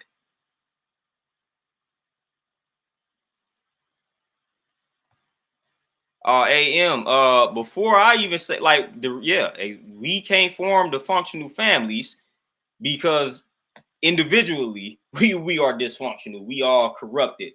You know what I'm saying? Conflicted things along those lines. So that's the biggest problem. Individually, on the individual level, we corrupted and conflicted, and we just chaotic, and we just all out of whack, and we don't know ourselves, and all that type of nonsense, man, on an individual basis, man. So again, that's why I always tell people we got to get in tune on an individual level, and then we can come together. But a lot of times we got two broken people trying to come together in here. Like it's hard. It's rough. Two people that don't know themselves trying to figure each other out. Like how I'm gonna figure you out, but I don't got myself figured out. And that's what we tend to have most of the time. Two people that do not know who they are trying to figure out this other person. Like, nope.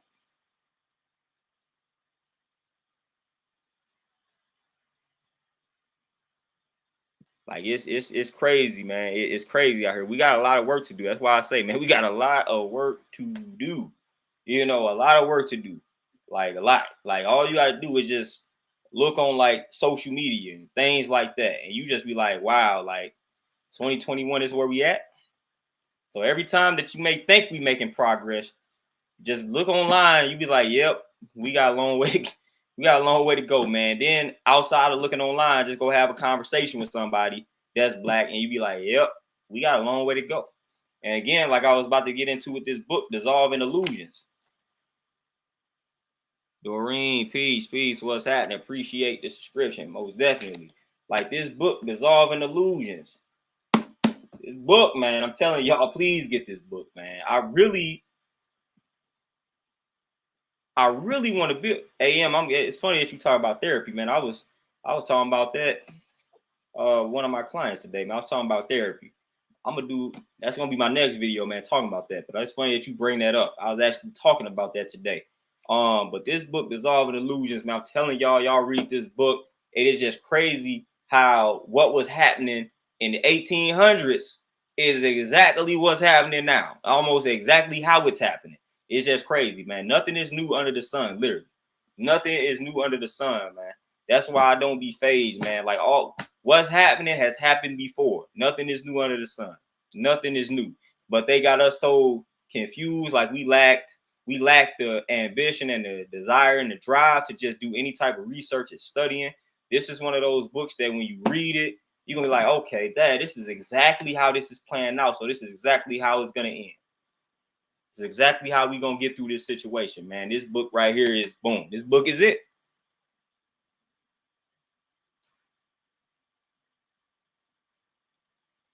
Like this book is it, man. I'm telling you, I want to break down the book, but we know how that go. We know how we know how that go. If I break down this particular book, then this video may not make it. There you go. I may get another strike. I think my first strike just fell off. Yeah, I think y'all know I got a strike way back in the day, some months ago. So now I might go ahead and give him another strike. I don't know. I ain't gonna play with him like that.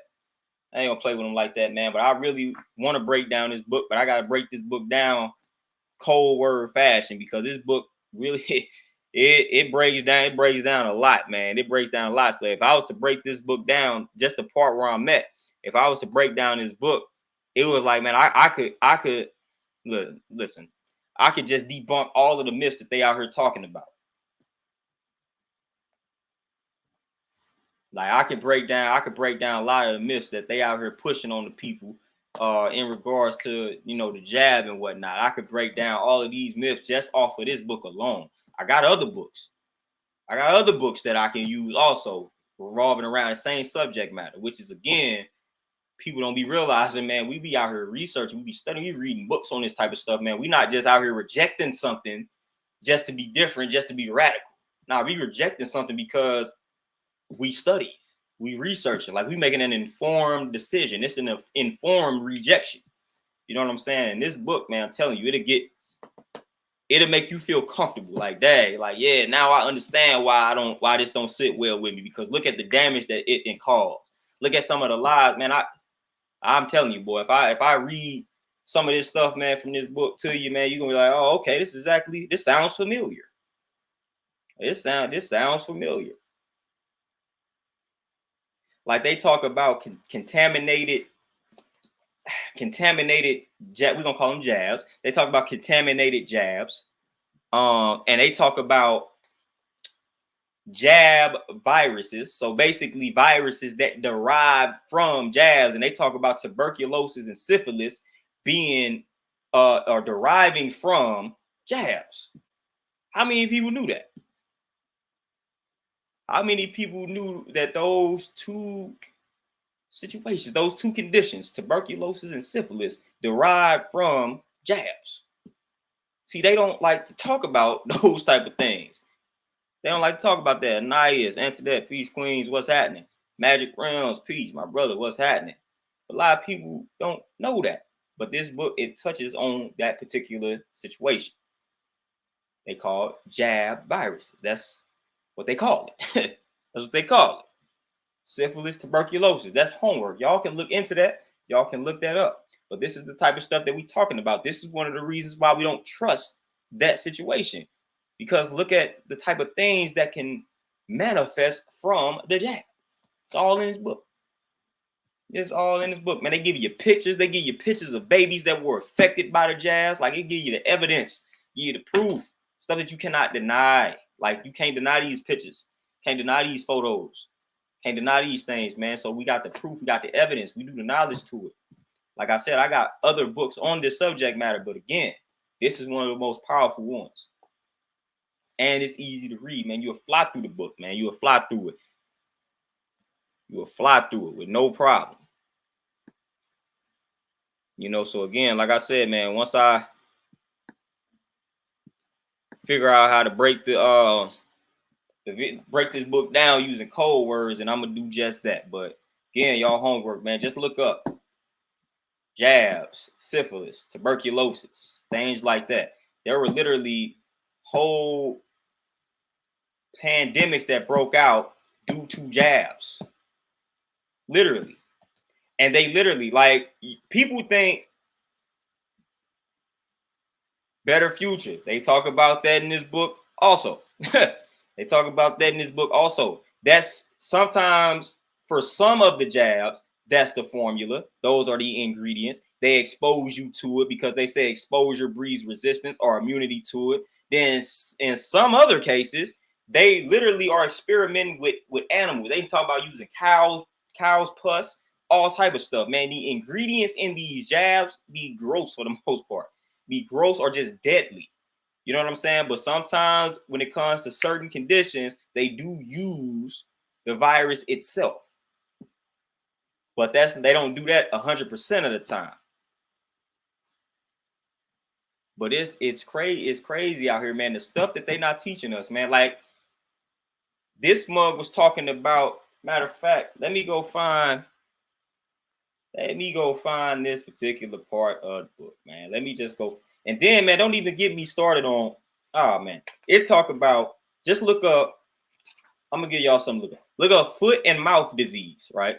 Just look up foot and mouth disease and see how that affected the animals, and then see what they were doing to those animals that were affected with some of these diseases. So they literally was taking the diseased animals. I'm talking about these animals have some serious diseases, and they were literally feeding the people these diseased animals in the form of bacon, all that type of stuff, man. Ham, bacon, literally. People was out here eating diseased animals, and then that was leading to a lot of pandemics as well. Like, come on, man. And they still doing that type of stuff today. But this book drops the jewels on it, man, because for the most part, we got to understand, not only are they feeding you the diseased animals, but a lot of times when they come up with these jabs, they are also experimenting on the diseased animals. So they using maybe the blood of the diseased animal in order to create a jab. So y'all the connection with animals here is deep. The connection with animals here is deep, man. But we trying to watch what we say, because you know how petty they can get. But I gotta find a part in this book, man. I just want to read. I want to read one part of this book, man. I want to see if I can find it though.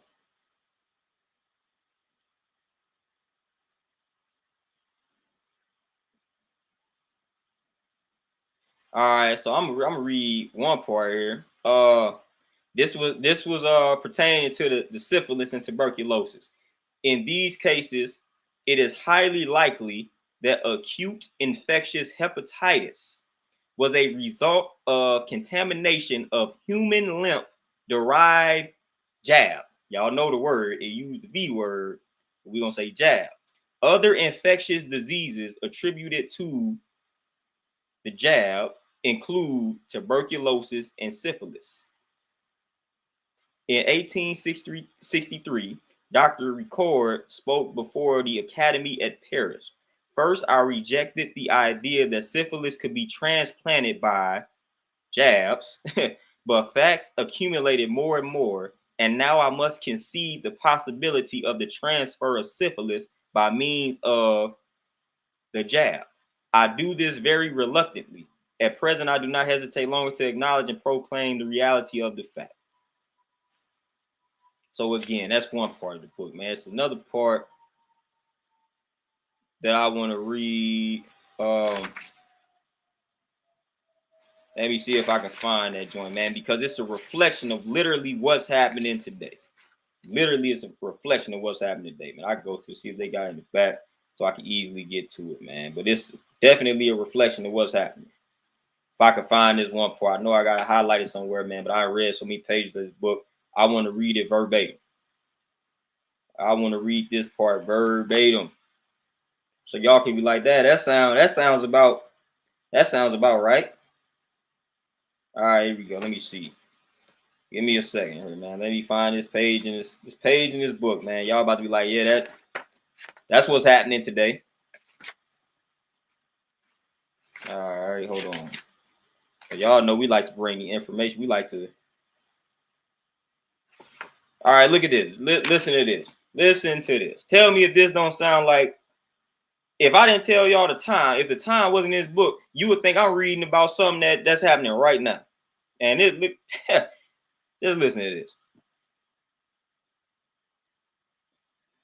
So in 1840, as doctors and citizens realized that jab was not what it was promised to be. Listen, I'm gonna read that again.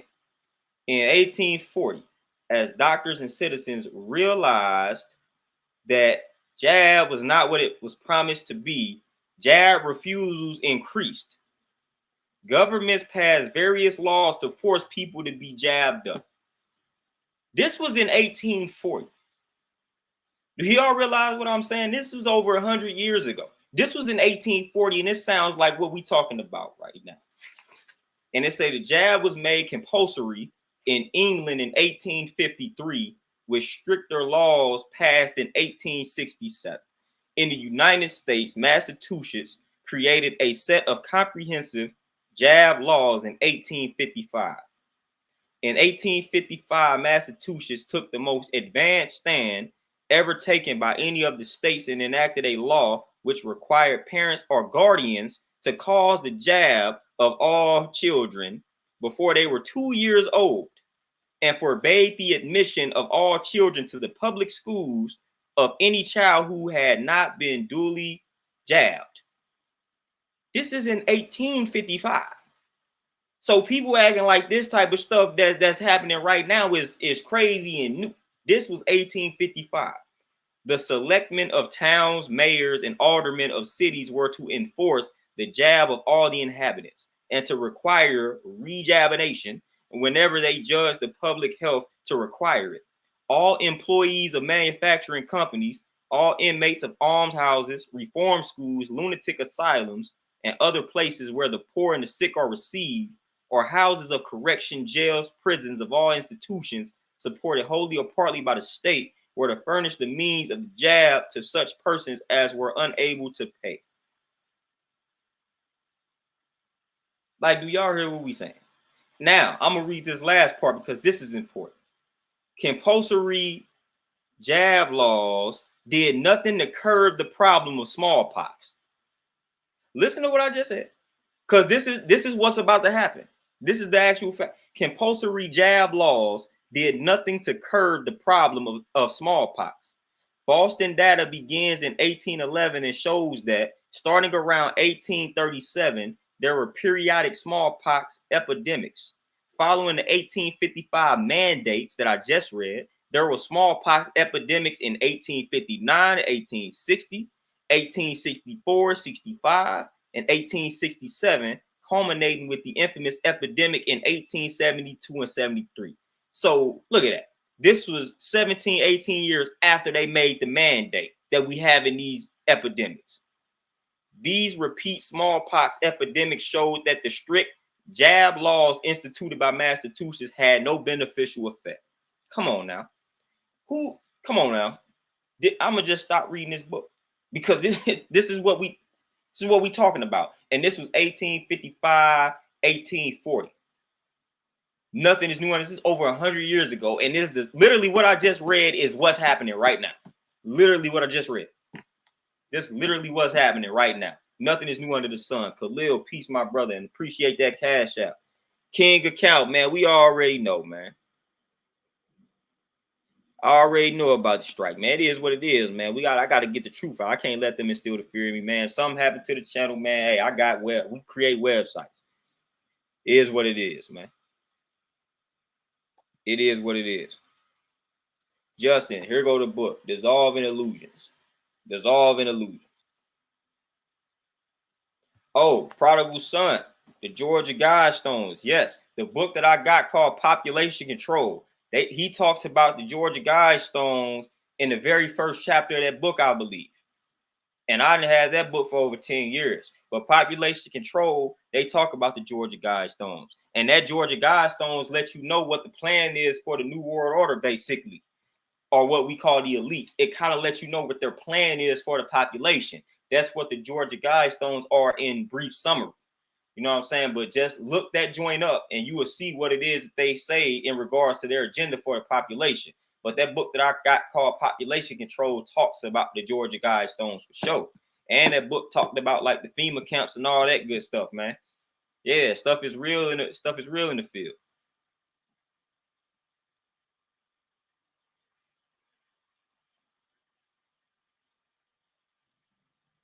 Better Future. I believe that's Jim Mars. I believe is the author of that particular book. Dude got a lot of books, man. Like $1 Trillion Conspiracy. He got a few books that I actually fool with. I think Jim Mars is the name, if I'm not mistaken. Live like a sacred generator. Yeah. The reason will be medical science has advanced since then, and your reasoning is simply false in today's society. What say you, black man? Oh, for sure. I already know. I already know the angle that they would be coming from in regards to that, which is again why it's important that this book starts with the history of it, because this book goes on to explain things like polio, smallpox, the measles, and how they supposedly vanished. A lot of times people credit these viruses and all of that vanishing, they credit that to the jabs. This book shows you that no, there are other factors in play that cause these conditions to vanish that they are not talking about because they want to push this jab on the people. And then they show you how they underreport, like not underreport, but they falsely report the people that died from complications of the jab. They would say that they didn't get the jab, but they did. So this book shows all of that. So then we gonna build on that. When somebody hits me with that, the medical science has advanced, then we gonna have to dig into the corruption because we know that that's happening. I know personal cases of that type of stuff happening now where people are dying of it, but they saying the cause of death is something else. So when you say the cause of death is something else, it's going to make it look like people are not dying from it. But that is a lie though. That's a lie though. But it's we so sick as a people. It's so easy to say the cause of death is something else. We get it was the diabetes. It was the diabetes that killed him. Oh, the person was obese, or the person had weak heart. Person had asthma. It's so many other things that we can credit for the cause of death in the average American because we so sick that it's gonna be hard. They're not gonna pinpoint. They're not gonna say the cause of death was because of this jab. No. Look how sick this person was. This person had like 20 different other complications. We finna blame it on that. So when you look at it, they gonna make it appear as if the jab is effective and not too many people are dying from complications of it. When we know that that's a lie because they not reporting it. In this book, they gave a few examples of like one dude in the book, he had died right from complications of the jab, and it was obvious that that's why he died. And they tried to say he didn't get the jab. They talked to his wife, they talked to the spouse, and she was like, "Nah, he got the jab." And I think it was either smallpox or measles, and they was just trying to say he didn't get it, but he did though. And so they do that a lot. So we know that they falsifying documents and records. We know that they doing that. We knew that they doing that. We know that that's that. Mr. Black for sure. Definitely. I'm telling y'all to get this book before it, because it's not going to be available about a year from now. It's not going to be available. I'm calling it. Tamika, appreciate that donation. Queen, you already know. But yeah, definitely get this book. I got other books on that particular subject matter, but I don't have them in my site right now. Y'all know I'm quick to grab a book. But yeah, this is one of those ones that I feel like is not going to exist about a year or two from now, man. This is one of them ones. I'm glad I got my copy. Glad I got my copy for sure. You know what I'm saying? I'm glad I got my copy because this book, it reveals a lot. We ain't even talk about the autism link. We ain't talking about that. We ain't even talking about that. And I'm gonna give y'all, better future. Yeah, Jim Marsh. Yeah, that's it.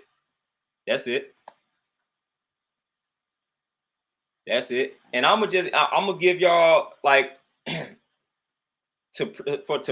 show and prove, to show y'all how filthy these people were back in the day, and to show y'all how like our life expectancy increasing and things along those lines had little to do with a jab and had everything to do with lifestyle change. We show you how primitive they were. They talk about in this book, they talk about men midwives and basically men delivering babies back then. Well, these dudes are so savage and so gross. These white dudes so gross at this time. It's like 1800s. They were delivering babies without proper, like washing their hands, sanitizing their hands, like without cleaning themselves, basically. And they said they used to go from touching cadavers, which are dead bodies. They would go from touching a dead body right to delivering the baby. And they said this led to the death of a lot of women and a lot of babies at that time. And there was 2 doctors at the time that came out and said, yo, we can decrease the death rate, like the pregnancy death rate and all that type of the mortality rate, if we just wash our hands. Man, they called these dudes like they called them crazy. These 2 doctors, they stopped being doctors. One of them became a writer. The other one ended up going into an insane asylum and then dying mysteriously. But they called these dudes crazy because these dudes suggested that they wash their hands, clean themselves up before delivering babies, and that would decrease the mortality rate. This is what they were doing. So then, years later, they understood that and said, oh, you know what? We wash our hands. Woo, woo. They started doing that. And guess what? The mortality rate decreased. But see, they will credit it to everything else outside of us changing our lifestyle, becoming cleaner. You know what I'm saying? Sanitation, washing our hands, nutrition getting better, things along those lines. Living conditions improving. See, they will not point out those other factors. They will just say, oh, this condition stopped existing because of the jab. Like that was the only reason. No, it's a lot of other things that changed. So when people ask what happened to polio, smallpox, measles, why they not as prominent as they once were, lifestyle is different. Lifestyle change. It ain't all about the jab. I'm trying to tell you. Trying to tell you. Hey, yo, 1212. I saw that about Colin Powell. I saw that. I saw that. I saw that about Colin Powell, man. Like I saw that. That was crazy. Like, and I didn't know he had got the jab. I just saw that he had it, as we gonna call the C-19. I didn't know if he had got the jab. I didn't look into it. Man. But y'all know, man, like what I just said to y'all, I like to read the things as soon as I come across. So I don't want to just say it. I want to read it exactly how they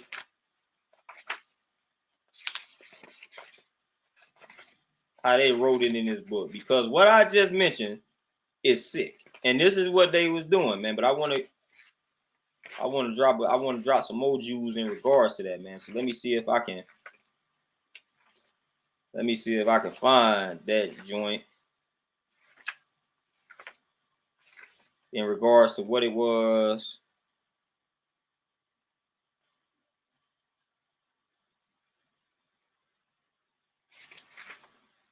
And then just like this part right here, I somehow highlight too. Dean, peace, what's happening? Surgeons and doctors were paid well to perform jabs and embraced it as a new form of income.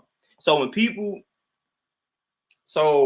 people always ask like why are they trying, so it's a nice, they get paid well to perform these joints. It's right here in the book. This is the 1800s. Surgeons and doctors were paid well to perform jabs, man.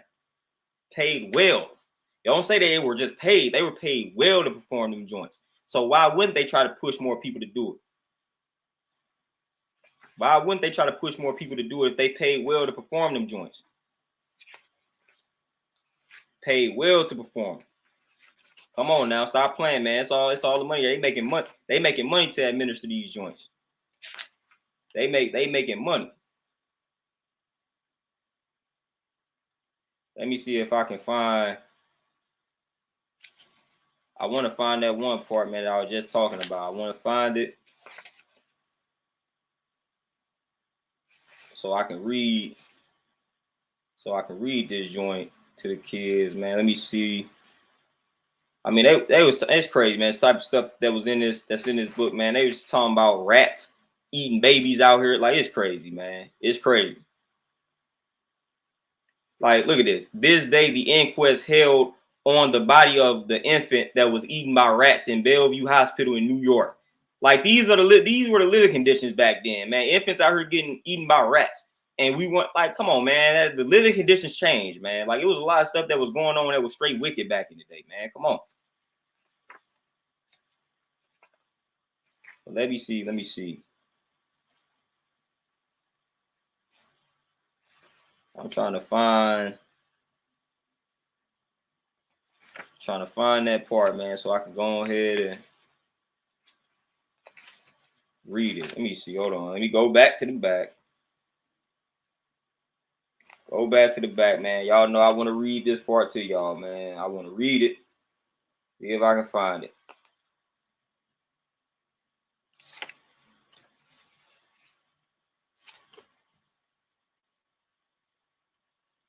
All right, here we go. Yep, and we cooking. Hold up.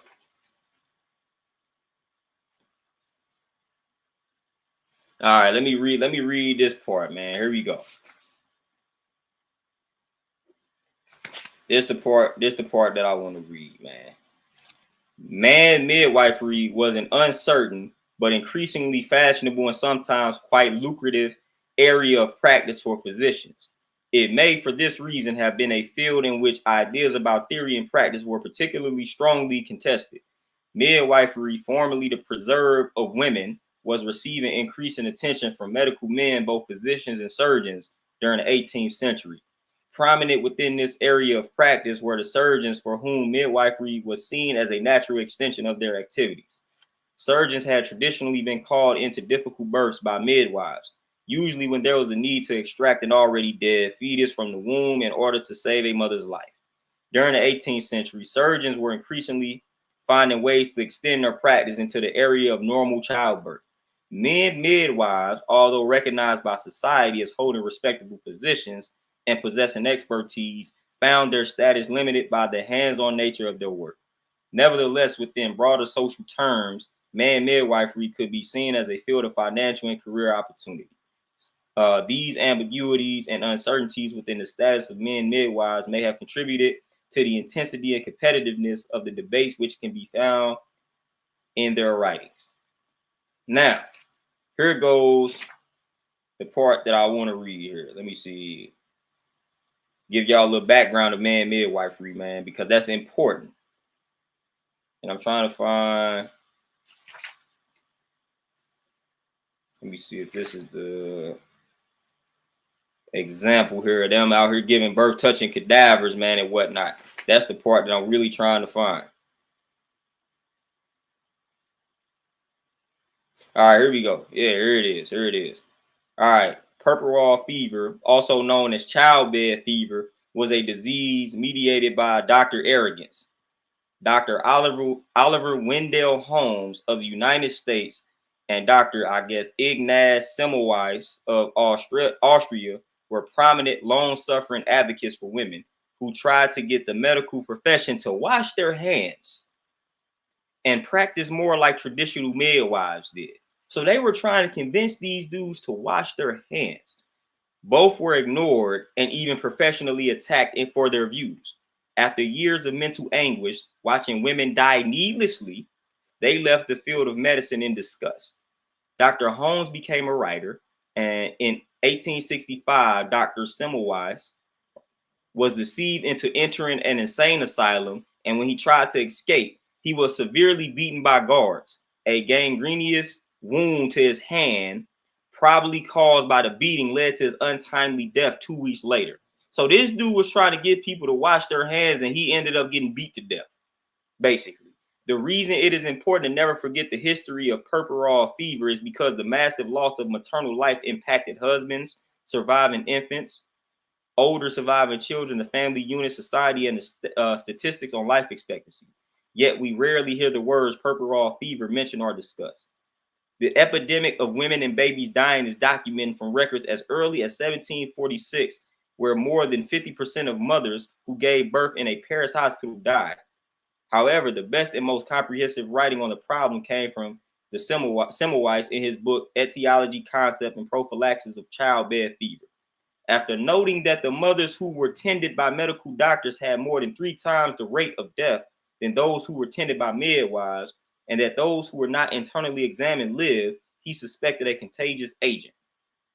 Doctors often went from touching infected corpses, an infected corpse, in the cadaver section lab to the maternity ward where they examined women and delivered babies without hand washing. Like, this is what we was on. Like, this is what they were on. And then right here, further along, it said doctors were insulted at the suggestion that their hands were dirty. And many had the arrogance to continue to ignore factual evidence showing that they were the cause of maternal suffering and death up until the 1940s. The 1940s, yo. So they was not washing their hands up until the 1940s. The 1940s. When antibiotics were invented, which antibiotics are trash. But they were not washing their hands up until about the 1700s to the 1940s. They were insulted at the suggestion that their hands were dirty. This is what, and we wonder why some of these conditions like vanished. Like when we started washing their hands, man, like dudes were not washing their hands, and they were out here delivering babies. But we want to credit everything to a jab. No, these cats, when they started washing their hands, okay, that was part of the problem. Sir Vicente, peace, appreciate that donation. That was part of the problem. Part of the problem. But they want to just give all the credit to the jab. Like, oh, the reason why everything vanished and went away is because, dude, people were not washing their hands. Dudes were delivering whole babies not washing their hands. So when you start washing your hands, guess what? Certain illnesses are going to vanish. Like this childbed fever. You don't even hear about that anymore. You don't even hear about that anymore. When was the last time you heard something about childbed fever, puerperal fever? No. You stopped hearing about it because people started washing their hands before delivering children. They started cleaning themselves before delivering. Like, this is what they started doing. So therefore, that situation, it declined. Like, this was sick. How somebody touching an infected corpse and an infected dead body? It's already bad enough that you touching a dead body, but one that's infected. I'm gonna touch this dead body, then I'm gonna deliver your baby. And it's almost like you can't even do nothing as the mother. Like you can't do anything. They finna just deliver your baby after touching an infected dead corpse. That's what they were doing. That's what they were doing. This is how they were living. Like, come on, man, that's sick. That's sick, man. That is sick, and that's exactly what they was on back then. And we ain't on that, but we were embracing some of their ways. These were some of their ways. These were some of their ways. I can't be embracing that. I can't condone that. Like I said, all Moors, brother, they was out here teaching them how to clean themselves. They should have known better than that. They should have known better than that. They should have known better than that. Most definitely, man. My computer out here freezing on my end is crazy. I know y'all can see me, but I can't move my mouse, man. So Prodigal Son, man, appreciate that super sticker, man. If I put it on the screen, I would, man. But my mouse, here you go. My mouse didn't froze up on me, so now I can't click on anything. All right, here we go. Now I'm back. Prodigal Son, man, appreciate that super sticker, man. Appreciate it. But yeah, man, these are the things that they don't want to discuss, and rightfully so. These are the things, man. But with that being said, man, I have served my time for the day, man. I didn't built on a lot today. Just first things first, get this book. I want everybody to get this book. The sales on this book need to go up. Everybody get Dissolving Illusions. Get the book ASAP, read it, consume, absorb digest all that information. Then we're gonna have a discussion about this book in code. You know what I'm saying? Because we got to discuss. But with that being said, man, I done served my time for the day, man. I'm about to tap out. May see y'all tomorrow. If not tomorrow, definitely see y'all Wednesday or Thursday, man. Who knows? Might see y'all tomorrow, man. Y'all know how I get with the spontaneous joints, the spontaneous lives and the streams, but it's all good, man. Y'all be easy and enjoy the rest of y'all Monday. I'm going to go ahead and get a little bit of rest, chill out before I go back up to this gym for these sessions. Y'all be easy out here. Infinite Divinity. Infinite Divinity, man. I don't even know. Probably around the same time start washing their hands. But on that note, man, I'm out, y'all. Y'all enjoy the rest of y'all Monday. I appreciate the donations, all that good stuff, all the comments, all the positivity, all the love, man. Y'all stay easy out here. Stay up, stay centered, stay balanced, stay healthy, all that good stuff. Peace.